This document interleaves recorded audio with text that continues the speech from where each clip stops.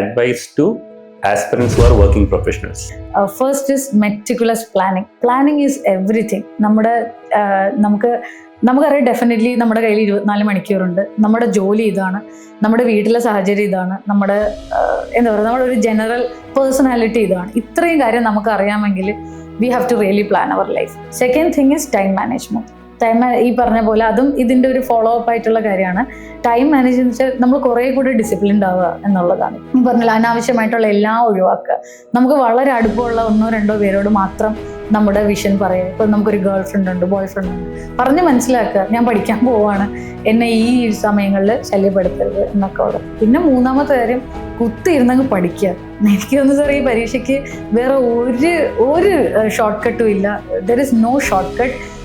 പ്രത്യേകിച്ച് വർക്കിംഗ് പ്രൊഫഷണൽസോട് എനിക്ക് പറയാനുള്ള കാര്യം, ഒന്നും പറ്റിയില്ലെങ്കിലും ഡെയിലി പേപ്പർ വായിക്കാം. And underline factor, last point is, working പ്രൊഫഷണൽസിന് ഏറ്റവും വലിയ ഇൻസെക്യൂരിറ്റി ആണ്. ചിലർ ഫുൾ ടൈം ഇരുന്ന് പഠിക്കുന്നു, നമുക്ക് അതിനുള്ള ഓപ്പർച്യൂണിറ്റി ഇല്ല. പക്ഷേ they fail to see another thing, that you are already a professional.